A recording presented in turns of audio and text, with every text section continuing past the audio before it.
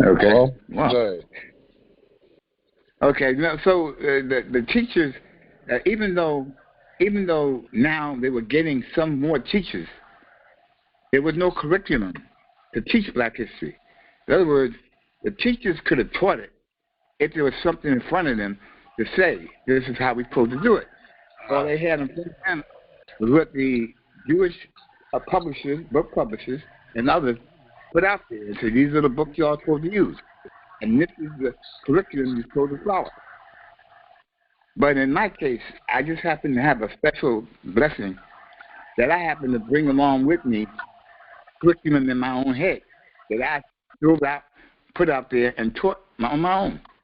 And while I was doing that, they said, and let him do that over there. We don't care. Let him do that over there because the rest of these people ain't getting it, so it don't matter. That's where that was. So that was just one person, see. Just like I was able to do what I did, I could do the same thing. Even though I never took Black history either. You heard of James Small, haven't you? Professor James Small? No. Well, he's one of our leading professors. And he was telling me today, he said, you know what? Most of the people, except for people like Dr. Ben, even Dr. Ben and those people, they didn't never get no study of Black history. They were self-taught people, basically. It was almost books for Ben and John Henry Clark and them wrote. It was because they learned it on their own and went out and taught it. Okay. But now, when you have a people, you know, when you're talking about our intellectual leaders, some of them you just named, some of them I named, and they took it upon themselves, and you know, they put out books, and the books were in our neighborhoods, in our libraries, and we weren't taught to go get them unless you were a part of a particular movement that was about nation building at that particular time. And then came along with the information, came along a personal source of power, and all the power didn't balance out evenly. So a lot of it didn't get back to the community in the form that, you know, we would like it to come back to the community. You know, we would see those movements. We would see, you know, maybe a few Black Panthers in the streets, some brothers of the Fruits of Islam, or the good churches or the good Muslim temples and masjids who were doing something in the street, but they were just so minute in the scale of numbers. You know, it was just, you know, it was like cherry picking. You know, you can't get all the cherries out of the tree, so you get the low-hanging fruit. And they were able to do that, and you know, and build their ranks and in their particular numbers. But we have to come up with a better system. Is what I'm saying. The reason I asked you, you know, how did they quill it? Last time they quilled it by a lack of access. You know, then you put people in positions to teach a particular history, and yet you don't give them an itinerary or syllabus to run it by. You know, especially back then, you know, because they had no books that were readily available to the Department of Education. Say, well, we'll utilize this, this, and this.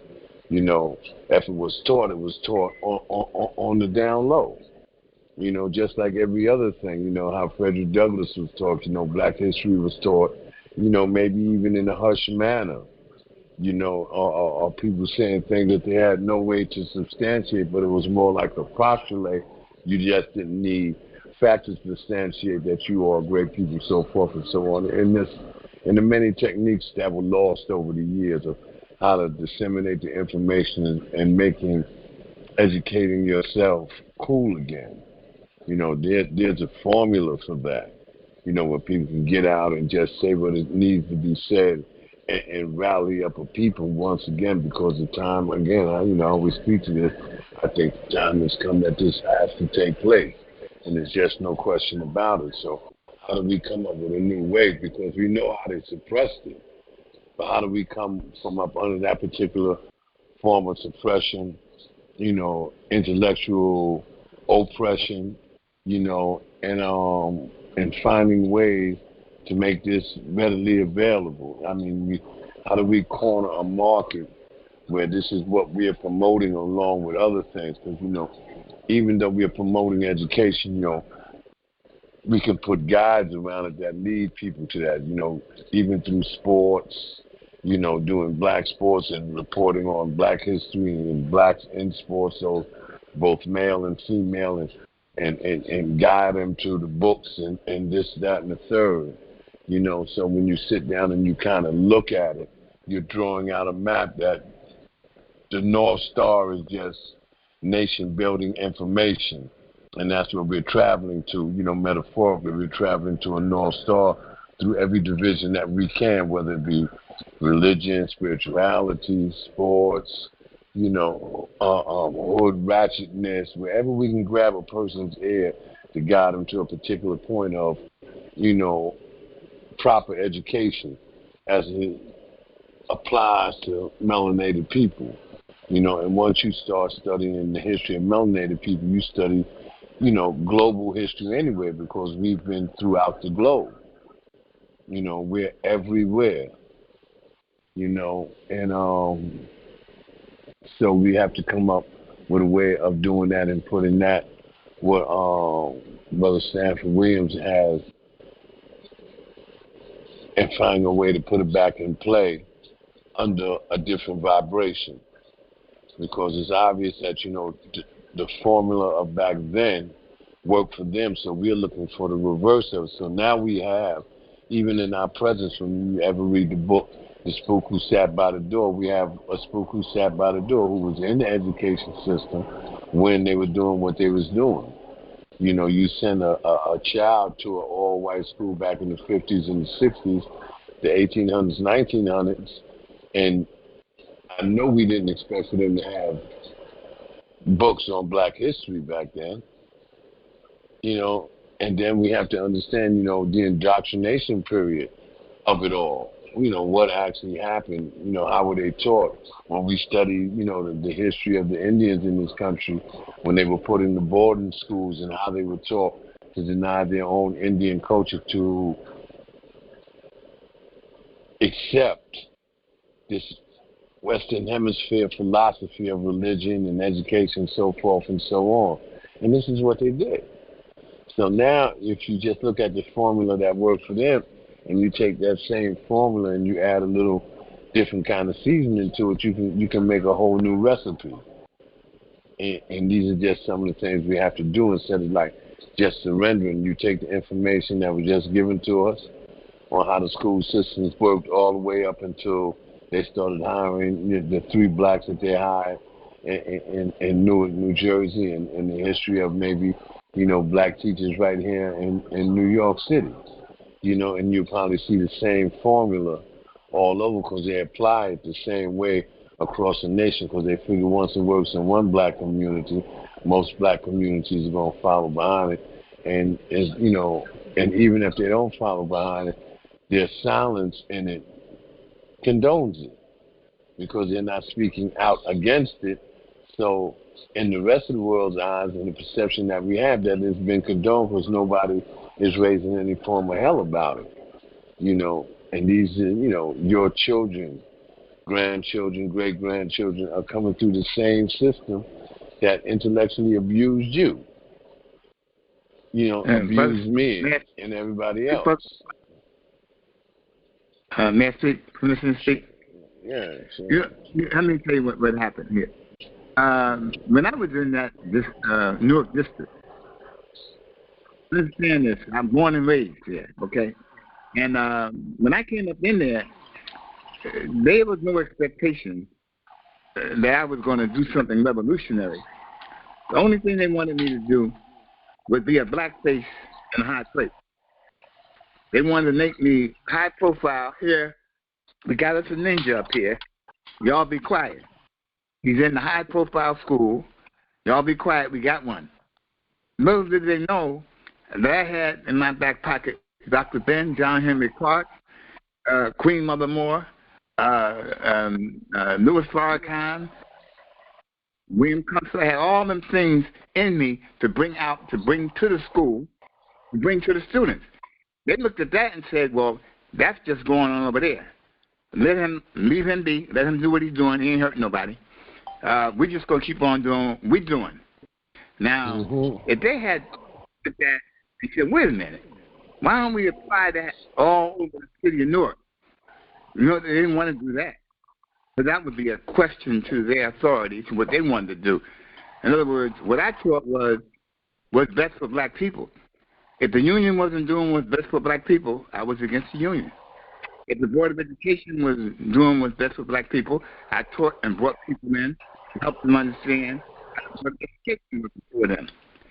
Okay, so you take a chance when you step out like that, and how many teachers are going to be bold enough to step out like that? How many teachers are being called to do something like that? Not very many, not against their bosses. What should have happened, and now it's too late, what should have happened was they should have had administrators, principals, vice principals, assistant principals, all getting trained up so that they go back to the school and help guide their teachers and department chairmen to put the black history where it's supposed to be so that everybody should get out there and get it and promote the better thought process. It wasn't until after they removed my program in '86, they didn't even start talking about putting black history anywhere until 2002. And then when they did that, it wasn't until about 2017 or 18 that they even tried to do something about black history. Then all of a sudden, here comes critical race theory, and they're saying we don't want critical race theory in our schools, meaning we don't want you to talk about Dr. King. We don't want you to talk about all that stuff with Malcolm and none of them things. We want you to get that out of the school. And now, not only are they not teaching the stuff that was available, there was a right time for it, now they're saying we don't even want to teach that. We want to go back further past 1954. And that's what they've done and are doing right now. That's the problem. Okay. We know what the problem is. We got a pulse on the beat of the problem. We know that the problem causes a sickness to us at every level, physically, mentally, and spiritually, because we are lacking an intellectual force that is needed to help you grow. These things we know. Now, with you being the spook who sat by the door, in a sense, your instructions on how this should be applied into a school system that doesn't actually want it there. So you have to, again, put these books in your back pocket, metaphorically speaking, of the teachers. So I don't know who that is. But that's what we have to look at. How do we get the information back in the school system that doesn't want it in there in the first place?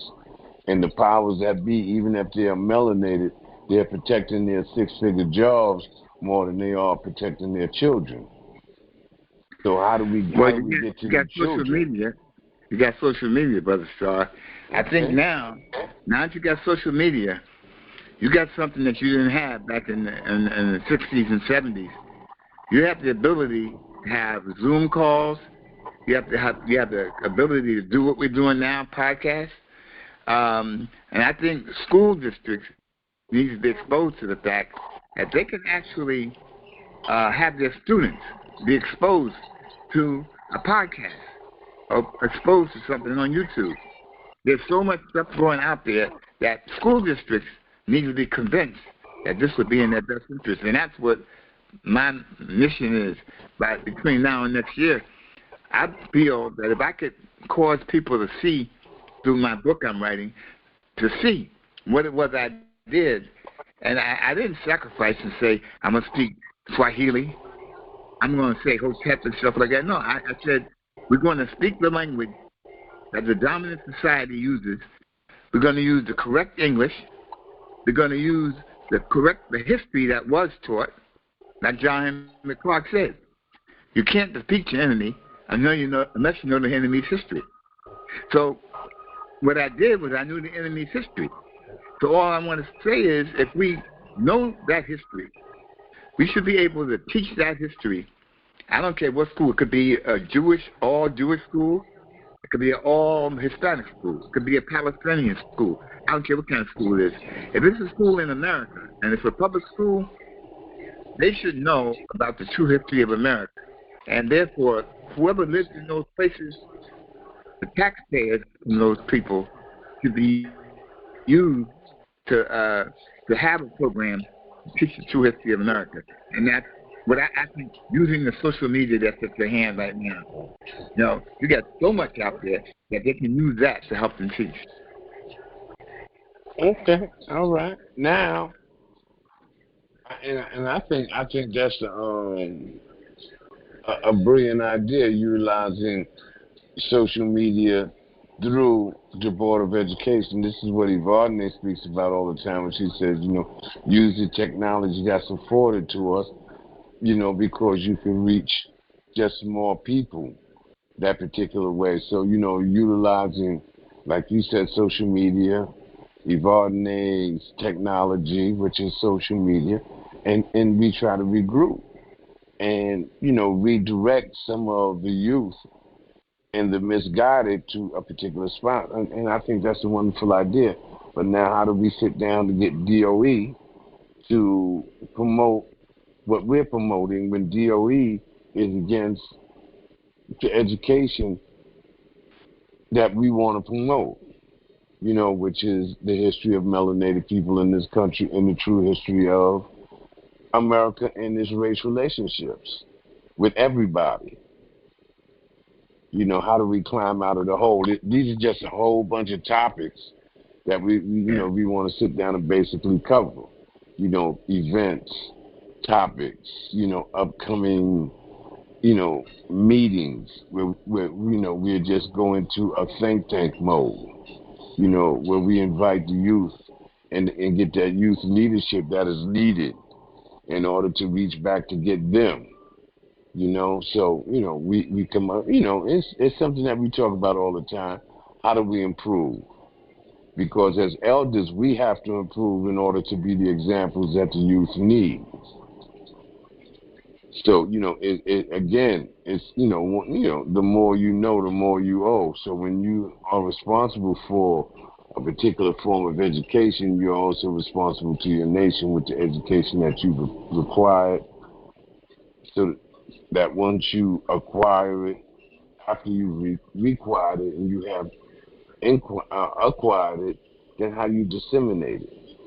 How do you make your life's education, somebody else's life's education, the things that filled you up with pride and joy that kept your back straight, how do we straighten out the backs of some of the young men and women that are in the streets today? So we go, you say social media.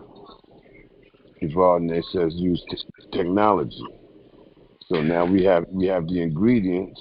Now how do we mix it up so that it's tasty to everybody else? You know what I'm saying? You know my plan is my plan. The Newark Board of Education is the place I want to start at. Here's how I want to start it. I figure if I could get the superintendent of school to come in for an interview, and this or the president of the board or somebody like that to come into the school on my show and talk about how we should and could get this black history into the school. First of all, by having this person understand this is who I am. I'm born and raised in this place, and this is what I did, and people don't even know I did it. Not to say that I want to be famous, but think about it. Why can't you all do this? It's 2023. If I could do this just coming up out of a poor black college in Ohio, historically black college, graduated from Southside High School, how could I come up in there and build a program up that ain't never been duplicated in the history of America? Is it that I'm a great man? No. It means that obviously at the right time, at the right place, I had all the information. I was raised up and grew up in the hood to the point where I had this information at hand, and I was able to drop all that down right there. So I want to get the superintendent of schools. How can we blitz, let's say, put flyers all around every high school, tell them to listen to a program, put a program on Grown Folks Talking, whatever you want to do, and expose the young people to the point where they will say, we like this kind of stuff, and go to the Board of Education meeting and say, we want Black history in our school. Okay. Do you know the superintendents or anybody of that ranking in DOE? Yeah, I know the person is the head of the Newark school. Yes, sir. I know about him. In fact, we had alumni meetings, and we had him on an alumni meeting last year. He had no answer. He had no answer for he shouldn't even be representing Black people. Well, it's not that he doesn't. It's not that he doesn't have the answers. He just don't have the answers that we want because he's under a different rulership. Yeah, but he got Black people who's over the Board of Education. How could Black people be running the thing and have a man that's not of the community? He's running the school district for? Because it's called optics. It's called optics. It's good optics. It's good optics. But now when the people get tired of seeing the same old thing going nowhere, then the people have to say something about it because he works for them at the DOE. Right. So, you have to learn, what powers you do have, and, you have to learn that your powers actually come in numbers. Because you can complain about it individually, 3 or 4 people say something, every 2 months, and they sweep that under the rug. But when you say it as a whole, progress in Newark, Larry Hammond is running for senator. Why can't they blitz downtown Newark and say, "Hey, go to the Board of Education meeting, go there and demand that Black history be taught"? Let that be one of Larry Ham's planks. Matter of fact, Larry Ham is going to come on one of my shows by the end of the year. Why can't they be downtown Newark passing out flyers, talking about, we need to go to that board meeting. We need to make sure that we have Black history in our schools. Nobody's teaching us about us. I think that's a plan. So that's why I want to bring Larry Ham on my show before the end of the year and find out, because he's always been a great young man. Mm-hmm. Okay. Well, you got two. You got Larry. The superintendent of schools. So you got enough people sitting in position that you could skip a whole lot of the prerequisites or the requirements to get to those people, where it might take me 6 months to get a phone number. You already had the phone numbers and you connected to them. All you have to do is then just set up a meeting and bring in the team that you want to sit down with them and have a little open board discussion about the things that we want. Community has to go to the board meeting. That's what the deal is, in large numbers. No, but what I'm saying, I'm not talking about the community now.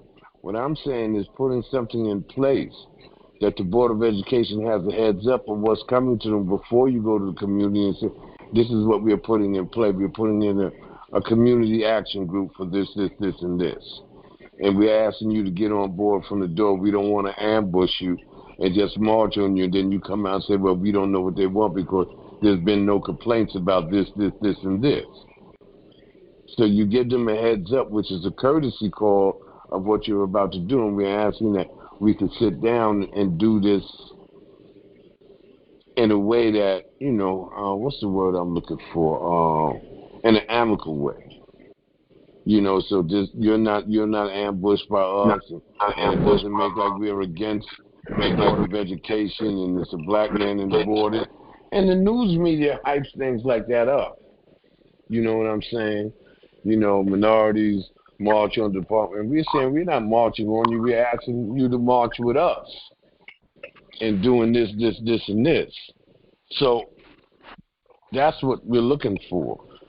We're not looking to start no beef. We're just giving you a heads up that we're going around the community and we're asking the community to join us as we ask the Board of Education to join us in doing this, and this for melanated children, to give them an advantage of whatever it is and you believe that your people is in leadership, however they want to look at the effects of that, of seeing your people in leadership roles, your people in historical roles, your people in roles that have shaped the history of this country.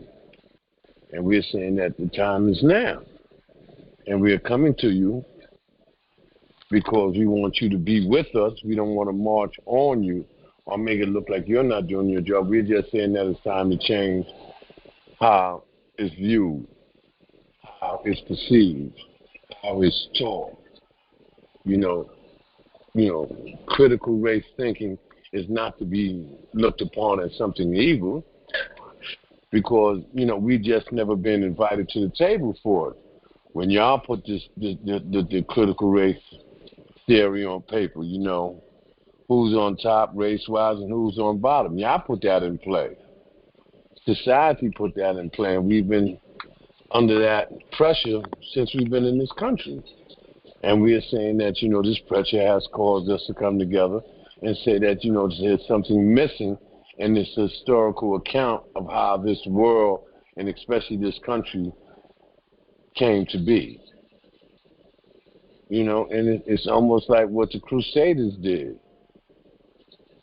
You get down or you lay down. You're either with us or you're against us. And this is how you solve problems, because you split the line. Now, it's because when you're fighting for your children, you're going into a war. So you're drawing boundaries and lines, the same thing that Israel and Palestine is going through right now. Ukraine and Russia and all of the American wars, they drew lines. And if you pass that line, you consider violated. But all wars are not physical wars. All wars, all wars are not fought in the same way that conventional wars are fought. But there's going to be winners and losers. So you want to come up with a plan that shows those that you're asking to come on board with you, your allies. The Department of Education has to become your ally and not your enemy. You don't want to fight them when we're trying to go into the houses that they've established as theirs, the school system. So we don't want to fight them in that particular manner. So they start putting up borders and signs of resentment. We want to invite them to the table and let them know that you have a very important role in this. You have a leadership role in this. We're asking you to catch up with the current times of what's actually happening now. Worldwide, there has been a rise in the people.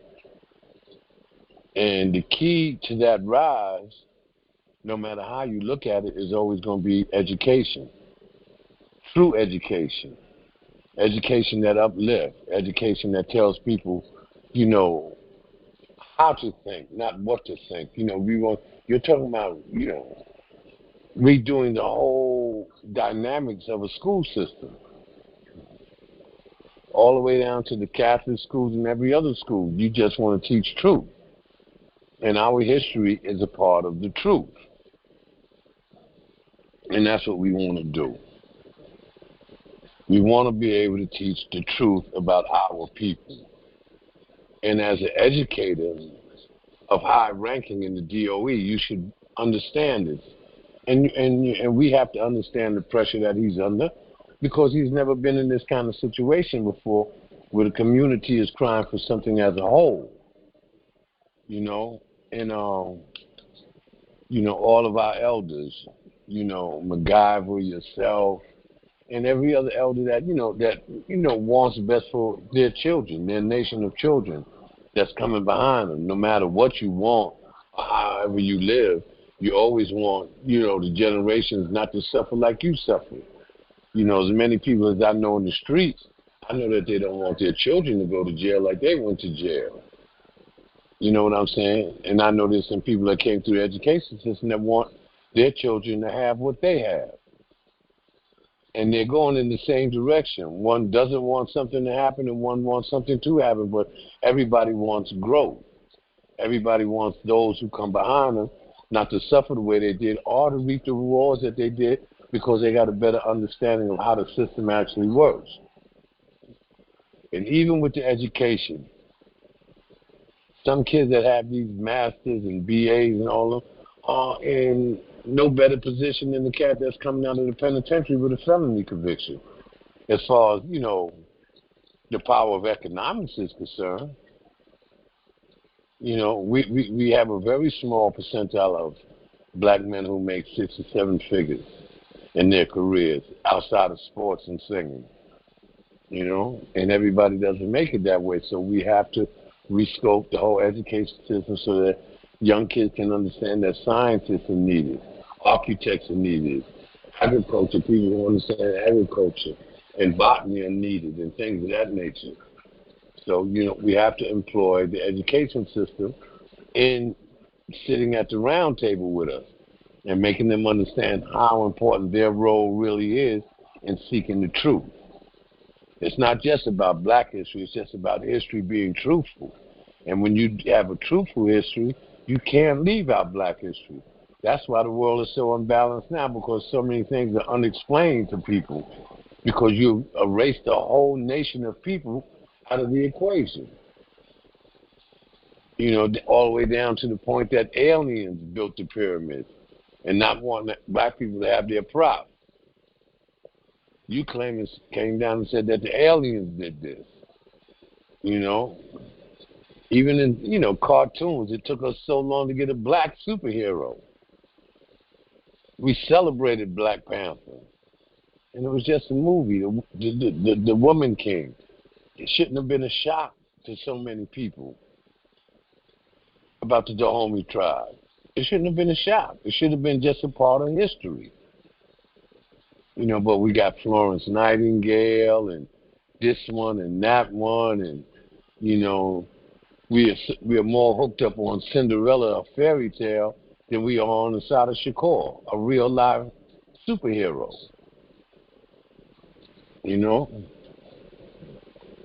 So that's where we have to be at. We have to get over the point of, black and white people in the form of education.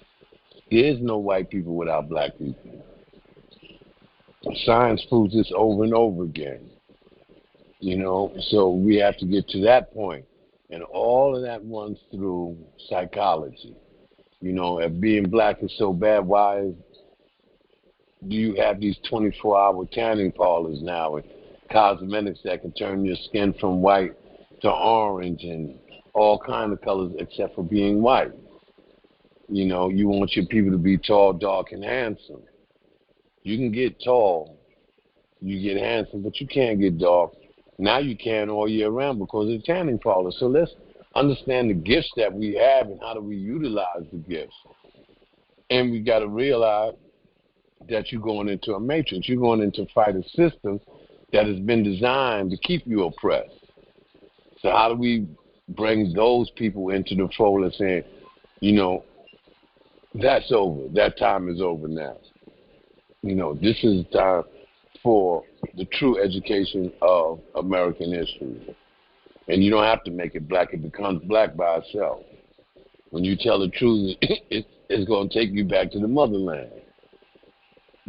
That's why you have to go backwards. That's why I say if you don't know where you came from, you don't know where you're going. So all of that is entwined, all into the same system. All of that is the same system. Once you start telling the truth, the more truth you tell, the blacker the truth becomes. And that's what's happening with that. So when we sit down and understand that, how do we put the black woman back into our play? How do we make all of this happen? How do we meld? Because you have to meld. You have to put everything into that pot and understand the origin of the ingredients that you put in. And the origin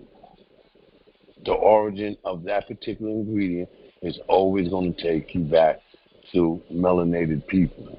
So it's not that we come under the banner of black history, because that's what scares people. We just talk about black history, but just tell the truth. And the more truth you tell, the blacker the truth will get. And that's just a fact. So those are some of the things that we have to understand. And another important factor of it is that the black woman has to become involved in this. She has to be involved in this from the beginning because she is the original teacher. She is the original minister of love. She's the first nurse. She's the first everything. Everything she did was by trial and error to the point that one day she may have given birth to a baby and had to learn how to raise this baby from nothing, from the fruits of the earth. And she took that all the way to the pyramids of Egypt. She shaped and molded this world through her love and through her teachings. And this is what we have today. When we see the Michael Jordans and the Mike Tysons and the Michael Jacksons of the world, that's all came through the channels of a black woman. So we have to understand the richness that's associated with it, but we're not going to do like the LGBTQ community. Once you got power, now you're just overrunning people. You're canceling cultures because they're dead set against your particular way of life. You're trying to involve everybody in your reality, and everybody's not designed to be in your reality, but your reality is a part of the world's reality, and that has to be taught too. To just hate a person or dislike a person because of their particular lifestyles or because they of how they look, then we take on the same opinions as the oppressor who just hated my great grandmother just because she was dark skinned. Never knew nothing about Josephine, anything about her. They just hated her because she was black. And it's hard to get around that because we have such a dark history in this particular country. There's a trust factor and a distrust factor that's in us that it's embedded in our DNA because the treatment's here, but it hasn't damaged us to the point that it damaged our greatness because our greatness has been stored in history where it can't be erased. And the reason that it can't be erased is so that you can always go back there and study that particular history. Out of all the 7 wonders of the world, count the ones that are standing still and see who invented those and see that it's not left there for a reason. When all the other ones have been destroyed by whether this, that, and third, all the ones that are amazingly built by melanated people still exist so that we have examples of just how great we really were. And when you go into those annals of history, you see that it's balanced off with men and women, melanated men and women, whose history has been stolen and taken to Greece and Rome and recharacterized as Caucasian people. But they're just talking about you. They just changed the names. They couldn't change the history. It's just like, a lot of times we hear, our brothers in Africa disowning us, the American blacks are not Africans and this and that and this and that. The same way that we've been taught that they were savages and this and that and this and that through the Tarzan movies. But the whole situation is that we're brothers by blood. When you took my family out and we were relocated over here, all they did was change my location. They didn't change my bloodline. My bloodline is still of African people. You can't change an original bloodline, especially when your people are responsible for all the people that's on the planet. So now when we sit down and we look at education, when we go in to see these people that Brother Williams, you don't go in there with them being an enemy. You have to go in there with the understanding that they got that position because they've been taught to think a certain way. And some of them may be even in there thinking like we think, but in order for them to maintain their position where we actually need them at, they have to act according to the status quo. Because, when you go in there and you say, this is what we want to do, some of them may let out a sigh of relief, like trying to say, like, we've been waiting for y'all to come for the longest. Now let's talk about raising our children properly. But in order for us to win that, why do we have to have people that's in those seats? So maybe everybody that's at the Board of Education who is going along with the status quo, maybe they don't really want to go along Only way that we'll find out about it is if we ever get down and sit down and have a talk with them about the things that, you and I are talking about here tonight. How do we get the truth about history to be told in our schools? And again, we don't name it Black history, we just name it history. We just want the true history of America to be taught. They're going to have problems with that because those who are in power really understand what the true history of this country really is. So we're going to fight against them. But those who are there who look like us, who've been waiting on us to come along and say, man, I've been holding this spot for these many years, and we've been waiting for y'all to come along so that we can get this ball rolling. But we have to get in a position where we know that they want to get the ball rolling. And we can't go in there angry at them because they're just as mad at us for not showing up on time, some of them. Maybe not all. But there's some of them that really want to do something because that's just how the nature of things are. When you find one who won't, you'll find one who will. We're just trying to find the ones who will. And they'll tell us what we have to do once we get into the system. Yeah. Can I say something about that? Okay. All right. I just wanted to say I was watching News 12 today, and it was one of the guys that was teaching about history, and they was talking about the indigenous people and that the history has to be taught. And it's about time that they teach all of the history. It's time out for that. So like you said, people are raising up from different places, not of our same ethnicity, and they're saying the true history all around the board needs to be taught. So, yes, it's people waiting for us to stand up and do what it is that we need to do. But, people can't fight. People will help you fight your battles, but some people are not willing to fight the battle for you. So that it has to be a joint effort. If we want something, we have to get up and fight for it, and not physically fight for it, but get up and do the necessary work that we need to do to get the job done, to get the history told. And like you said, Star, it's not just Black history, but it's all American history because we all are a part of this world. So it's all different parts. I tell people we have a piece of the puzzle, so we are a part of that, and there's other people that's a part, and we want to tell all the roles. And ain't no one group of people all bad or all good, so we need to tell the truth and get it out there, and then people can recognize and know who they are, and we can move forward like we need to. And nice to hear you back on tonight, Star. I'm glad you're good. All right, thank you. God bless. All right. Where Mr. Williams at? He said he had something he wanted to say. Can I say something about that? Sure, go ahead. First of all, it's Dr. James. Listen, the problem we have is it's not that some of us don't want to teach the history. It's that we have some people that are afraid of our history being taught because they're afraid that it's going to expose a lot of the injustices that were done to us in the past.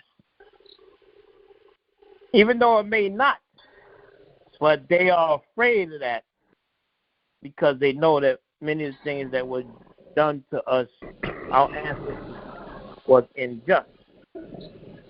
So we have to persuade those people to come along. I don't think some of them are never going to come along. And if they take any kind of vote on it or anything like that, these politicians are afraid they're going to lose the election because that's what happened in certain states like Virginia. So they took a vote that they weren't going to teach it. And the governor and so forth, they were afraid if they didn't go along with that, they could lose the election.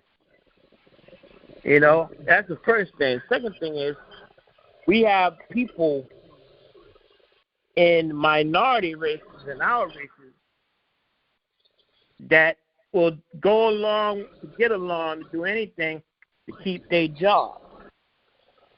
And unfortunately, we have too many turncoats, and you can call them Uncle Toms or whatever you want to call them, that will go against their own people to benefit themselves. And so those are the ones that are worse. I'd rather deal with somebody straight up in the Ku Klux Klan. If I know he's in the Ku Klux Klan, I know what to expect. Rather than to deal with a black man that's standing right next to me, but he's a snake. He's backstabbing me to keep his job or to keep money in his pocket or whatever. I'd rather deal with the Ku Klux Klan man because I know how to deal with him straight up. That other one standing next to you, that black one, is sneaky. But those are the ones that will block it. Not so much the white ones, the black ones that are puppets of these other people. They will mess up the whole darn thing. And that's what our major problem is. That's all I have to say. Well, let me say this to you, man. You're gonna have, I don't care, you're gonna have to face opposition no matter what you do, bro. Whether what side of the fence you're on, if you're on the street side, you're gonna have opposition in the way of law enforcement. If you go on the other side, you're gonna have opposition for people that are threatened by you, that you may bring something new that says that they're no longer needed or whatever little thing that is running through their particular minds at that time. But the thing about it is, it's not a thing of looking into the color of a person. You find some good white folks, you find some bad white folks. Same thing and anywhere you go. Good black folks, bad folks. Latin folks, good, bad. Italian, good, bad. You're just going to find that. That's not an issue. The issue, more or less, is the people of the 99% that, we're trying to gather as, because as long as you have a job, and I'm talking about where you get, week to week salaries, and you're not talking about a career, you're going to protect that job just like those who really protect their careers in the same manner. So that's not the issue. The issue is that we just want to get people on the page, no matter what they are or what they claim to be, that understands the worldview as we see the worldview, that it's time to tell the truth.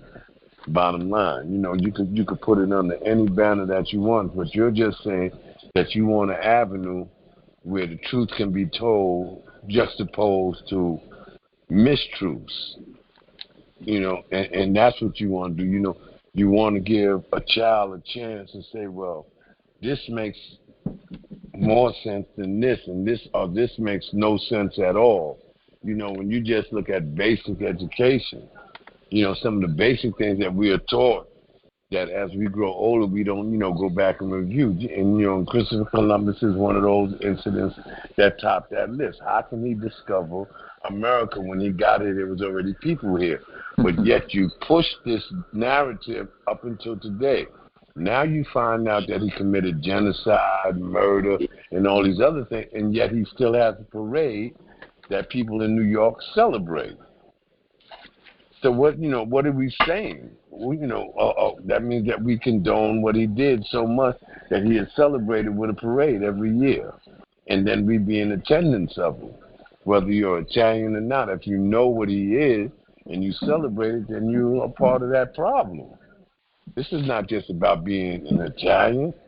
You're talking about a few years back, the guy that played The Sopranos, they wanted him to be the Grand Marshal at one of those parades. They said just because he played the part of a gangster on TV that it was bad for his image. But yet the name of the parade is named after a murderer, a real live murderer. So how confused are you making the kids that when the kids finally find out about this and nobody explains to children why he still has a parade, what do you think runs through their mind that they don't say, well, how can this be? How can you give this guy all the hell in the world and he's done nothing, but you made it hard for him just to say that we want to drink from the same water fountain from you. We can't drink from the same water fountain from you, but your children were breastfed by black women. But I can't drink the same water you drink. But your children were nourished by my family. So, you question certain things. You have to. And when you question, this is where, the thing comes about, because you can't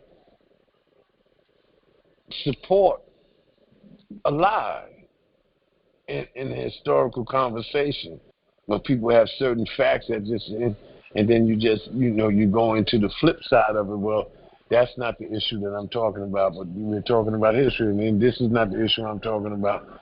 You have to let that go. Slavery, I had nothing to do with that.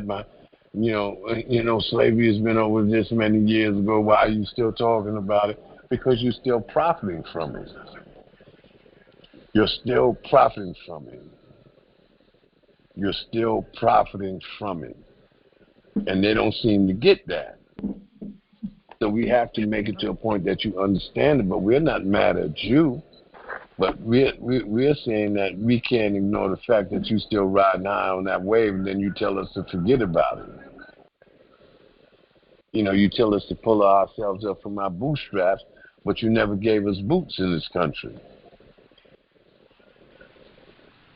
So you have to figure certain things out as it applies to the situation. Then we have to find a way that we can get in and riding under that umbrella that Obama rode under. When he campaigned, you don't think he had some issues that he was mad about when it came to people of color in this country, but he couldn't let himself be seen as an angry black man running for president because he just scared white folks to death. It just scared them. Many people would have been out of their minds in fear. If he echoed all the sentiments that we felt as black men and black women and black children in this country, how our families been treated, he wouldn't have lasted 2 weeks on the campaign trail before they would have, did something to Obama. The same thing they do to all our black leaders that pick up momentum, from Marcus Garvey all the way up into the present day. Kwame, Geronimo Pratt, the Herman Bells, and Jalils, and Sheikh Noahs of the world, the Seth Hayeses of the world, the Assata Shakur, Elaine Browns of the world. So now we have to come up with a different strategy on how we got to where we got. And we have to find all our spooks that sat by the door. When you read the book, we got to find out which each one of our spooks is located at. And then when we go into that position, I know what. But I want to say this. Let's break this down. You got everything is done now is done state by state, and you got to get the state. The state has to approve what these Department of Education teach. Now I know in New Jersey they have already approved that they can teach about African American history or whatever the case. But one of the issues that we was bringing up with this group that we have is that they weren't teaching it, like in places like East Orange and even Newark. They weren't teaching it in the schools, even though the state said that they can teach it. So why wasn't they teaching it? This is the problem. That's one of the things that we were bringing up. And that's why Mr. Graves and McGyver and them, they went around trying to get the schools to teach it, but they ain't teaching it. And guess who's in charge of these schools and them school districts? Black people. The black people is the one that's in charge of that. Now, if you don't believe me, ask Mr. Williams. He had his problem trying to teach black history. The black people stopped him from teaching it. Okay, again, bro. Not the whites, the blacks. Again, the slaves. Again, bro. Again, I'm trying to give this to you, and the only way I know how. All black skin ain't your kin, bro. Stop saying it like, the people that support white people or the people who have been put in a position to support white people or those who even believe that white people are right about this. We're not talking to those black people. Those are not the black. They're going to be there. But we got to get rid of them first. We got to get rid of them first. They're the ones holding us down. No, we holding ourselves down because we ain't got together yet. He's together. He's got a position that we're opposing. So we have to get our opposition together before we. How we just gonna say, yo, you should quit? You gonna get rid of him? Don't vote for him. Get rid of him. The mayor, these public officials. Yeah, okay, black but ones now don't want black history. Okay, don't vote for him. If you say don't vote for him and blacks don't vote for him, but the other people who do vote for him, what difference does it make? So to tell him not to vote for him and not tell him who to vote for. Yeah, I get candidates out there that's going to do it. Got to get different people. So how do they know who to vote for? So how do they know who to vote for if nobody's in the political ring to teach them? To be the leaders of that. You got to talk about the issues, got to have debate, got to have public hearings, public meetings, town hall meetings and stuff where they can tell people what they're going to do. Yeah, so it ain't about not voting for them. It's actually about voting for the people that you want in. Because if there's more people that want them out, why would you tell them not to vote instead of who to vote for? This way you assure yourself that they don't hold office no more. Well, this is what I'm saying. You got a lot of these people holding office. And you gotta clear that up first before you can go to Trenton to Albany and all these straighten out clear it up? How do you clear it up? You go to the local, like Mr. Williams said, he had a problem with the Newark Board of Education run by black people. They didn't want him to teach black history. How do you get him out? You can ask him. He'll tell you in a minute. No, I'm asking you. What's your solution? Did that song, not the white. All right. Okay, you keep saying black like they represent you. Well, I'm just saying they black people. So what does that mean? That we have to straighten this out first before we can start talking about straightening out the whole state and all that. They have permission in New Jersey to teach it. They could do it if they want to. I heard East Orange ain't teaching nothing, and you got black mayors and black everything running the city. Okay, but you're repeating yourself now. You just said that 5 minutes ago. Now, how are we going to straighten him out? We're going to say, if you don't do this, we're not going to vote for you again. Okay, you said that 5 minutes ago too. You said don't vote for him.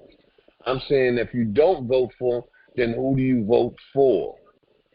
You need other candidates. If your people don't vote at all, then the people that support this guy that you say is this black guy who's holding us back, his people going to outvote us again. Well, that's true. So how do you stop it? Those people that vote for him, you got to convince them not to vote for him. Okay, that's quick and easy, but how? Okay, that's the you end have to expose the man. You have to expose, just like Menendez. Menendez got a lot of support from the Hispanic and the blacks. All right. But he's been exposed now for taking money. Okay. So even a lot of those Hispanics, and Menendez is Cuban, even though a lot of those Hispanics and Cubans and everybody else that would vote for him are going to probably think twice before they vote for him again. Okay, so those people who so are that's question, how you get rid of. How do you get them on your team? Those who are in flux right now, those who are in question about their vote now because they supported this guy for so long. How is it that we can turn that vote into the vote that we need so that you can remove some of those blacks that you're talking about on the Board of Education? How do you get out? How do you do that? You just can't holler that over the phone. You put it on television. You put it on the internet. You put it on in the newspaper. You tell everybody what they're doing, and you expose them. Okay, Word of mouth in the church. A lot of these preachers are very powerful in the black neighborhood. Okay, so these now churches. So now that you say that, so now they can depend on you to Put the word out on anything in social media that you have any control over that you can utilize. Then that's what you'll do. Well, you got to organize. You got to have an organization. Like one person is hard to do, but if you got an organization, but how do organize? Organization starts with one person. But you need other people to help. Okay, you but gotta you got to start somewhere. You got to start somewhere. No, you start with one, but you need a group, and then you gotta spread the word with the group. So this is what I'm saying to you. So now that you know this, and you're one person, what groups are you going to start? Where are you going to start at? Well, I start off with my mouth. That's okay, but what platform are you going to be on? I'm just going to talk to people. You can start off just talking to different people and spreading the word. Okay. And then you get to the right person who has connections. They can advertise this, put it on Facebook, put it on the radio, podcast. Okay, all that. But you said you know Larry Ham. But you start out with your mouth, your mouth. Everything starts with the mouth. But I'm saying you're in a position where you have certain tools that surround you. I don't know who that is. Whose car that is? The phone is echoing or something. I don't know what the hell's going on. That's somebody because they got their speaker on. There you go. But what I'm saying to you is this. When you have the people that you have in your corner, or people that you have access to, they may not even be in your corner, but you have access to them, and you say that this is what you want to be done, and you start off with the mouth, and then you were talking about utilizing social media. So this is what I'm saying. This is why I say I listen to people. So now you can do all of that. Yeah, but no, I'm talking about you. I'm talking about you in social media. I'm talking about you talking to the guy in the Board of Education that you know. I'm talking about you reaching out to Larry Ham. I'm talking about you being that individual. The organization that we was trying to start up or whatever for Mr. Graves, that was one of the goals. We started out first saying we're going to go to these different places like East Orange and Newark and get them to teach these kids African American history. Okay, but in the meantime, what are you going to do? Until that happens, in the meantime, what are you going to do? Word of mouth, Facebook. All right, okay, this is what I'm saying to you. I'm in agreement with you, so that's what I'm saying. In about 3 or 4 days, I should be able to see something on Facebook that you put together about this call to bear educational arms. Well, I won't. I don't. I realize I'm blind. I got a Facebook thing, but I don't know how to use it. But I got people I know that can do it for me. All right. Okay. Then that's what you utilize. Yeah, I can ask somebody else. But you got to get to the right. You got to get to the right people. So just to blast something on Facebook just to a little group, that ain't gonna do all that much. But you got to get to the right people that are powerful, that got connections. Like I said, some of these preachers, how many people listen to me, brother. All them people. You know how many people will put out one video that have gone viral, that went around the world and changed people's minds about things. That's what they said. This video went viral. So that's not stopping you from going. That's not stopping you from going viral too. That's what I'm saying. You say you got some people that can help you. Then you start your journey. So by next Monday, you should be able to tell me some of the things that you put out that's in the air right now through social media. Yeah, but I don't want to be. I don't want to be a movie star. I'm too old for all that now. I leave that to other people. I'll just sit in the background, but I'll give some advice. So then if you're gonna be in the background, then you really have no input into this thing. You're a sympathizer. You're not about the action that you want. You want somebody else to do the action for you. I'm just trying to understand. I think I'm a little bit old for that to get out there. I mean, I know I could still do it, but I'm a little bit too old to be protesting and stuff. I leave that to the young people. Well, you can advise them. Can I say something? Who's speaking? This is Beverly. Okay, go ahead, Beverly. How you doing? Hi, I'm all right. So, Mr. Williams, how about if you guys sort of try to go around it another way and, like go to, I guess, charter schools or private schools or even like churches and sort of have a PowerPoint free presentation and put the papers out there and maybe to attract, the right person? Not necessarily That's the idea. Being taught as a black subject, just as a history subject. And like Black Month, what is it, in February? Make it a point then to go to schools. I guess if you want to put it, black schools or ethnic schools or neighborhood schools, and sort of, say you have something to offer. Well, that's if the schools let you in there to teach that. Yeah, but the teachers and the principal might not let you in. You're just going to say this is something you have to do that this month, and you could use it as that. Not that you want to get into the syllabus. Maybe after a while it might gain, somebody attention who could put it in the right place. That's an idea, but see, my issue is, and I'm gonna get off the phone. But I'm gonna let somebody else talk. But my issue is, we pay a lot of taxes. We vote for these politicians, the mayor and the governor and all. They get paid good money. They get paid good money. They got a budget.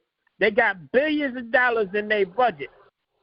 Why should you take your little bit of money and drive around buying PowerPoint and everything to go to these churches and schools when they got all this money they're supposed to be using to educate? Yeah, let them spend their money. You do it, brother. You do it, brother, because you're not satisfied with the people who got the money with what they're doing with your children. You put it out there. Or you get rid of them and get somebody else in there that will spend the money. Permission to speak.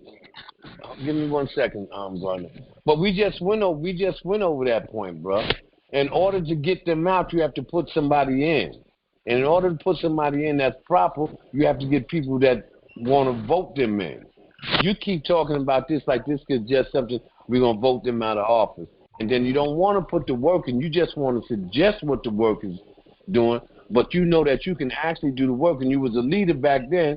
And now you don't want to be a leader now when you're needed the most for a new generation of the same people that you wind up teaching when you first went into the high school system back in the 50s and the 60s.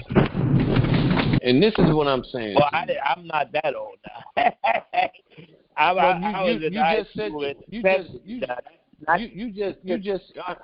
You just said that you're too old to protest, but you're not too old to complain. Well, we got a button. They want to say something. She the one that can put everything on the internet. She know how to do all of that. So you can ask her. She can be the internet one. Right, Abadne? So my permission to speak is to ask people to take their monkey wrenches and put them back in the box and put them up in a cabinet. We don't need to spend energy on what's not happening. You focus and use your energy for what you want to happen. So, Beverly, your idea is a great idea because it is an idea toward getting something done. We don't have to worry about what's not happening, what other people aren't doing, who we voted. Okay, obviously that's not effective. Talked about in the earlier part of this podcast. So, Star, what you were saying is true that we need to mobilize and get out there in a certain kind of way.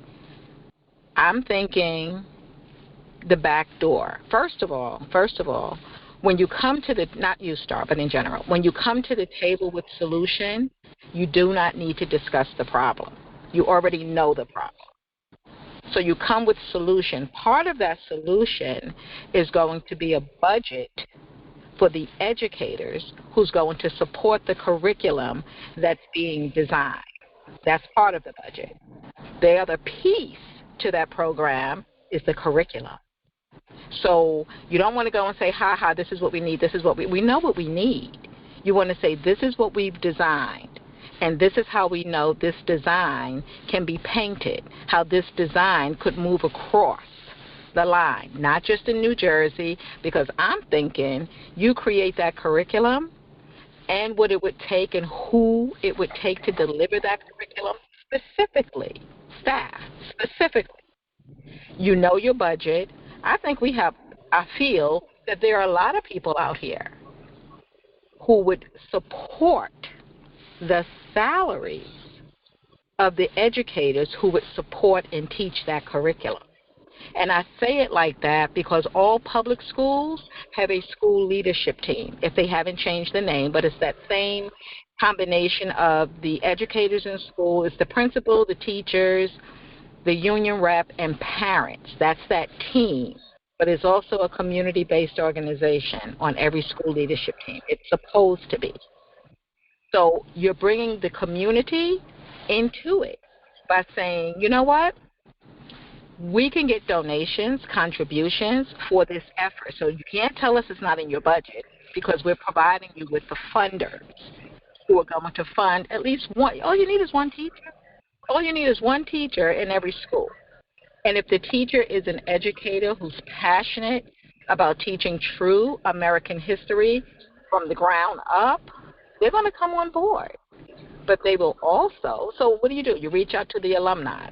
You reach out to the alumni, the groups, the organizations, associations of historians, true historians. And you find people who are passionate about what you're passionate about, which is teaching truth in the school. Now, guess what they're going to do? They're already going to have a group, like MacGyver and Bill Gray's group. There's already groups of people across the country who are sitting down having these same conversations. Can't say they haven't started the program, so sometimes it's looking for that. Who out there has already developed a program that the information that's on this end can be added to that program and it can be expanded. I don't know, but I almost feel that there is whether it's in the school system or like Sankofa. Sankofa has a program they advertise on Facebook where they're teaching math. They're teaching genius math to our young people, but not inside the school. We can't expect people who never did it to do it. But if you know it needs to be done, as Beverly said, you go to the organizations that have the space to provide that service. But, of course, the World Wide Web, I keep calling it www, that's all the space you need. Now, if that doesn't do anything other than pique interest, let it pique interest. Let it pique interest. You create that curriculum from the A to the Z, because that's what you have to come to the table with. Not, oh, this is what we want, this is what we want, this is what we want. Okay, well, where is it? Can't expect them to design it. So create the curriculum. It could be video-based first, and then it can be translated into written. So whether it's something they're going to read off a screen, because thankfully I always say it, sorry for the loss, but grateful for the gain of COVID, because it taught us the power of virtuality. You don't even have to pay rent. You don't even have to pay rent. You design that curriculum the way you want it to be taught. And Mr. Williams is bringing forth a lot of great information. Added to his information is the other information that's shared through this podcast alone and from his guests and others, you know. So put all of that together, but put it together in the beginning to the today, in that order. So now you're packaging the idea. You don't even need permission, once again. You don't need permission because, again, you have the www to at least get it started. But you will be able to identify, we will be able to identify educators. And even if, guess what? Even if they're not educators by license, they can educate by passion and desire and the ability to deliver information. We don't need anybody to have a teaching certificate. We don't. We need people to be able to learn it and to teach it. But guess what? With the video, it's already being taught. So we like a proctor. When you go take a test, you have a proctor there to make sure everything is in order. So you have a proctor who's there to deliver. And you have the volunteers who are knowledgeable about this curriculum available for Q&A, for the students, for the parents, for the educators. And, if the hierarchies want to listen in, they can listen in too. But I'd say take it to the top. You take it to the federal education department and get that passed, and nothing should be able to stop you. Again, for getting it into the schools, because they can go to a room. They don't have to go to a room. In that classroom, the video will show. The curriculum will be taught. That's it. That's my idea. Thank you. Dr. James, put your monkey wrenches in the closet. He's good now. Right now. And those are the ideas. And even with that, even when you look at the spectrum of saying the World Wide Web, you can have a class right on there without an educational diploma. All you're doing is reiterating a book. That same book that Brother James was carrying around in his pocket when they had no black history, when you had Du Bois in your back pocket and Chancellor Williams in your back pocket and the Van Sertimers and the, Fannie Lou's and them in your back pocket, you could do that right now with a virtual classroom called the internet. So we understand. But no matter which way we do it, one thing that Biden they forgot and one thing that you're forgetting is in order to do something on a massive level, you got to have money, some kind of funding. And Biden said, well, you get the volunteers, eventually you got to pay somebody. Everybody ain't going to volunteer. That's the problem. You so used to working for free. You don't need no whole bunch of money to put something up on Facebook or TikTok. If it took a bunch of money, it wouldn't be no TikTok today with all them poor black people up there doing what it is that they do. You can make you a TikTok video on the lessons of black inventors. You can do one inventor a day or one inventor a week. And say, today I want to talk about XYZ, the guy that invented the refrigerator or the traffic like an open heart surgery. You don't need no whole bunch of money for that. But how are you going to get that to all the kids, all the people? Not only kids, adults too. That got to circulate. You're putting it on the World Wide Web. People tune into the web. What do you mean? How you going to get all the people? People tune in. That's how people's videos go viral. Because more people look at it, they like it, they check it, and it goes around the world. That's and I understand that. But like I said, you know how much the New York City education budget is? It's in We're the not billions. talking about the New York City education budget. We're talking about I'm saying, why don't they spend some of that money on stuff like this, like it's supposed to? Why don't you just put in the work and stop worrying about what your enemy is doing? But we paying taxes. That's our money. So go over there and get your money back. Good luck. That's what I'm telling you. You sitting over here worrying about what they doing. I'm telling you, here's something that you could do for free that costs no money. And you still worried about what they doing and how much money they ain't giving you back. Well, your tax dollars pay for the internet too. Your tax dollars pay for the internet too. White people, you know that, right? You know your tax dollars pay for the internet, right? And they wouldn't teach them about no George Washington chopping down no cherry tree. I bet you they make that board education teach that on their money. You know what? I don't come out their pocket. They have to come out their pocket. I bet they teach about George Washington and all them other people. You know what? I don't really know what's wrong with you, bruh. You so focused on other people that you don't want to put in no work. You just want to sit up here and complain every month. You put in money. What money does it take for you to make a video? To put it on TikTok? How much money that's going to cost you? But they're getting in all the classrooms. You want to get in all the classrooms. You on the World Wide Web. You're not in the classroom.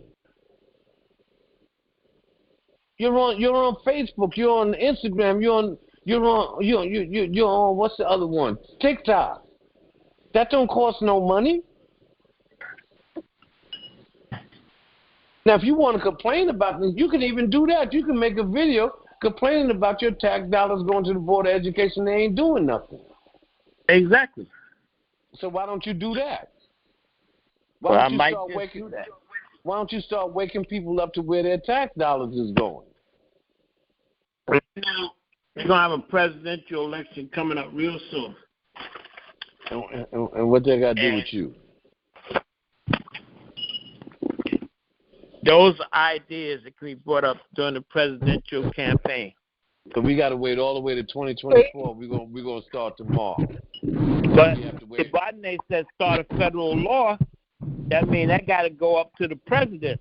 See, we would have a problem with that because some of these states, especially the southern states, Mississippi and stuff, they don't want you to teach that. Okay, again, we're talking about you doing a video that costs nothing that can go in the southern states for free. The kids in the southern state watch TikTok. They look at Facebook. They look at Instagram. You don't need no federal money to make a video. You're talking about a series of videos on different black people that have done different things, African American history or whatever, ancient history. Even that's going to take, you got to do research and so forth and so on. But you already did the research. I don't know black history like that. There are people that know it. But you teach what you know. You do what you can do. There are people out there that know it. I'm not one of them. What do you know? I know very little because they taught us very little. But you just told me you had learned those on books our in your own. back We had to pocket. learn stuff on our own. So how much did you learn on your own?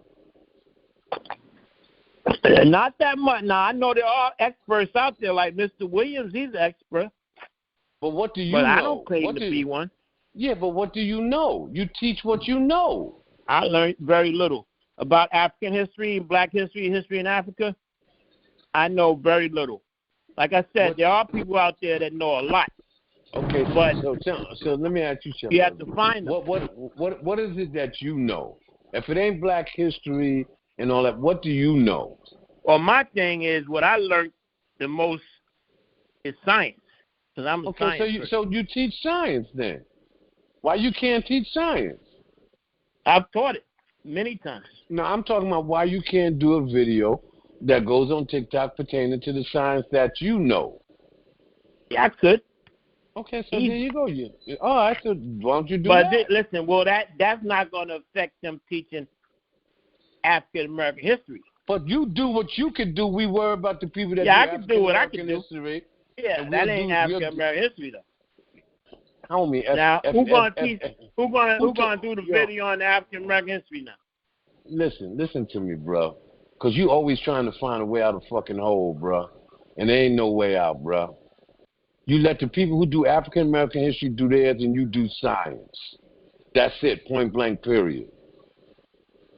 We'll find somebody to do African American history. You do the science that you know. That's it. Do what you can do and let other people do what they can do. Mm-hmm. So how about that? Yeah. All right, then that's it. That's it. You sit down, you put your little science thing together, and if you go all the way back far enough in science, again, you're going to wind up in Africa, because that's where science came from. I know. So that's black history too then. If you go way back there, yeah. Yeah, that's but that's where your science came from.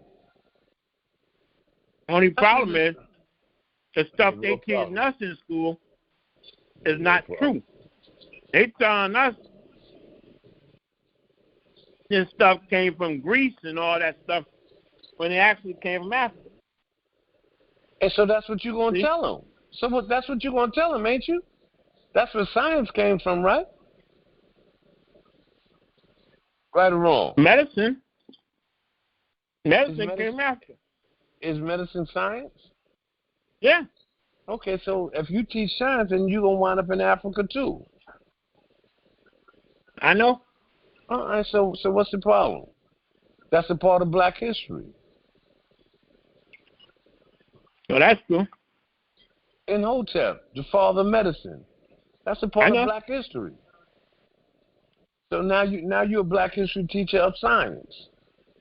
But you know what? When I taught human anatomy and physiology at Kingsborough in Brooklyn. Okay. When I was teaching that, I taught it in Kingsborough, Brooklyn. When I was teaching that, in the textbook, they didn't say Imhotep was the father of medicine. They said an Arab doctor by the name of Abu Sina was the first doctor. See, that's what they have in the textbook. So this is what I'm trying to tell you. They're teaching us different stuff and everything. So it's hard. I learned about Imhotep later on through black people. All right, so what's the problem? I'm just saying, you got to convert everything. Everything is all somebody crazy converted. Somebody converted you, right? But somebody converted you, right? You just said somebody converted you. Somebody converted you, right? A little bit. So now you can convert a little bit. Pay it forward now. Somebody paid it to you. Now you pay it forward. Exactly. But I mean, yeah, your ideas are good. A lot to do though. But my thing is, yeah, we do that all the time through the church, through everything. We go out there and volunteer and do all this work and everything for free. When these people got billions and billions of dollars, and they're supposed to be using it to educate our children, educate our kids, educate our grandkids. So now again, you depending on somebody else to raise your kids again. It's our money. It's money they're supposed to be using to educate these kids. All right, man. I'm done with that, bro. I'm finished. Because if you don't get it by now at your age, you ain't going to never get it, bro. I'm just saying. You got to spend your own money to educate the kids. So what? And you paying taxes? That's your people then. Then don't pay the taxes, bro. If you don't want to pay the taxes, don't pay them. All you got to do is don't file. And then they'll lock you up in the jail. All right, so what other choices you got? You pay the taxes and you teach your people the truth according to you. You ain't got to be between a rock and a hard place. You placing yourself there. All right, you misusing my money, so let me use my time properly because you're misusing my money. So I'm going to use my time properly to educate for real the real histories of America. And that's what you do. But you just want to complain and then you want to back out of the situation because you don't want to put the work in. Well, my thing is, get rid of these Negroes who are sitting up here. Didn't we do that earlier too? Then get you a voters block. You just can't wish Negroes Negroes that's what we out of need office. to do. That's what we need to do. So start it. We need to have some people monitoring these politicians on how they spending the money. So why don't you do on that? And what they spending it on. So why don't you do that? And all that. So why don't you do that? Yeah, well, that's a good project. So why don't you do it? Okay, I'm gonna do it then. Oh, okay. That was easy. Okay. So next week, Monday, we should have the Board of Education's budget between us, how much the superintendent make, and all his underlings. And we'll find out how much they're making, and then once we find out how much they're making, then we'll attack the pay grade that they're making for doing no work at all. Then we have something that we can base it upon. He's making this many figures, and yet the school system is functioning below the threshold of their budget. Well, we ain't talking about the whole threshold. We're talking about them teaching African history in the schools. Right? No, first you said they're taking the money. We're dealing with the budget. You've been saying taxpayers' money all night. Now you're not talking about the money. You're talking about something else. No, I'm saying if the whole purpose was to get them to teach African history in the school, we're saying we can do stuff privately. Yeah, but when you do stuff privately, then you have to go in your pocket and pay for it. Whereas when they have a big billions and billions of dollars awarded to them every year, my thing is let them pay for it. So now if the politicians are in charge of the money and they're not spending that money properly to educate our children properly, then that's what we need to get rid of them.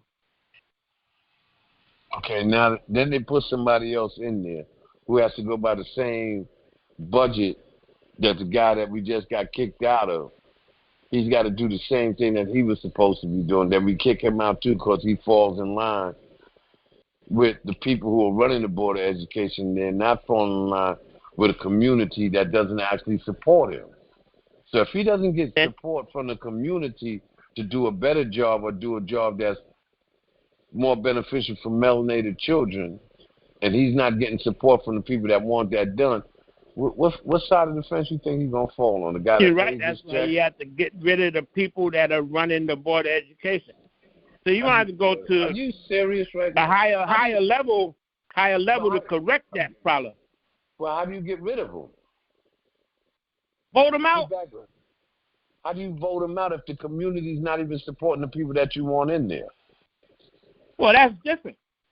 How's And it different? if the community is not doing nothing, then it's the community's problem. We have to straighten ourselves out before we can talk about straightening somebody else out. Right? And we have to straighten our own community out before we can talk about. Yeah, but you don't even want to do that. That's why we're asking you now that you can do your little TikTok things about science and why the community is doing this. So you can even talk about, let's straighten out our communities here within Newark and East Orange and Hackensack and Hoboken. You could do videos like that. Saying why we are so disenfranchised because we fail to understand that your plight is my plight. This is what I'm saying. Well, that's a good idea. That's something everything is a good. Everything that's something that can be suggested to the group when they go to do different projects. They can work on that within the group that Mr. Graves, the Boer, and them are starting. Maybe they could select a committee or somewhat that would be a political committee that would watch these politicians to make sure that they're spending the money properly to educate children. But you just said you're going to do that. Well, I'm saying that if they had a committee, a group or something like that, I could work with the group, with the committee. Okay, because like most of these things, one person can't do everything. You need groups. You need committees. You keep saying that, bro. You keep saying that. You keep saying one person can't do nothing. One starts. I said everything. You can't judge. Again. You start with your one, and when your one germinates and pollinates, you'll get two. It's just the law of nature. You have to filter it through nature. Then comes three, and you start picking up wind. But in the meantime, this is why I'm telling you about doing individual work.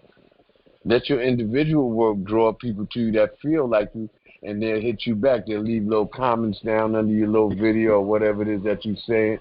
And then you find out those who are with you and those who are opposed to what you're saying. And you start growing from there. It's like the snowball rolling down the hill. It keeps picking up more and more snow until it turns into an avalanche or whatever, a giant snowball. But as it's going downhill, it's gathering. It's gathering momentum. And that's what you're afraid of doing. You don't even want to start to gather momentum. No, I'm saying, I can start something like that, yeah. Okay, so next Monday, by next Monday, you'll have a budget for so what everybody's making, what we feel about what they're making and what their actual jobs entail that they do for the money that they're getting. And then I can't say all of that because I don't know how, you don't know how difficult it's going to be to get that information. But I can say that I can put forth an effort. It's freedom of information. I'm thinking you can get just about anything off the internet. So why don't you do it, Adrian? If you know how to do it so well. I'll try. I'll make an attempt. I'm curious now too. Pay rate of the Board of Education in Newark. You talking about in Newark or in the state of New Jersey? No, we started off when we started the group. Mr. Graves was saying we was talking about East Orange and Newark. Okay, we was talking that'll about be easier to find. The Board of Education in East Orange and Newark wasn't teaching the kids African American history like they should be. And the state of New Jersey has approved it that it can be taught anywhere in the state, but these school districts are not teaching it. That's one of the first things Mr. Graves said when he started the group, that he was going to go to East Orange and Newark and try to get them to teach it in the school, him and MacGyver. And that was the real first thing that he wanted to do. Yeah. But the problem is that it takes a lot of work. It takes money, work, effort. It's not an easy task. And I will say, Star, I'm gonna make a commitment that I will work on that this week and see if I can get the pay grades in East Orange and Newark. Okay, but see, getting the pay grades in East Orange and Newark is something that brother was just talking about. So that information, because all he did was just pass the buck on to you now. Now he has nothing to do again, because that was his mission. Jesus Christ. Now. Jesus Christ. I got plenty of stuff to do, man. But I'm just saying. I'm talking about Adrian pertaining to what we talked about. Yeah, but I'm talking about what we're talking. So now that that's been relinquished from you, what's your next step now? What is your next thing to do? Well, I could work with her because we said it's going to take more than one person anyway. No, you said it's going to take more than one person. She can tell me what information she got, and then once we get that information, we can go from there. But see, my whole thing is, it's not so much about how much these people get paid. It's how much money in their budget for them to spend on these kids for their education, and are they spending it on the proper education? Are they teaching them African American history like they're supposed to be? So how are they spending the money? See, that's what it is. It's not their salaries. Now, we know it would be excellent to talk to about this type of stuff is Mr. Williams. Because he knows all about it. He done went through all this stuff with these people. They didn't want him to teach no African American history in the schools. He fought with them for a long time. He knows all the stuff. Dr. James, if you remember, one of the things that he said was not that they weren't being taught. They weren't being taught by African American people. They had white teachers teaching African American history. So they in a class of African American history, but they teach them what they want to teach. You know, they wasn't going by a specific curriculum. They didn't even have the classes. Let me tell you something. When I went to school in Brooklyn, I went to school in Borough Park in the Jewish neighborhood, Hasidic Jews. I didn't know. They didn't teach me not one darn thing about no African American history. They only thing they said was Martin Luther King. That's it. All right. Well, listen, brother. Brothers and sisters, it's been a pleasant night. Yvonne, you do roll call for me tonight, please. Upcoming shows, please, because I don't know where my paper's at right now. But it was interesting. It's always interesting with Brother James and them. And the thing about it is, you know, and I don't want to seem hard on you, brother, but the thing about it is, I think if everybody does what they do best, you know,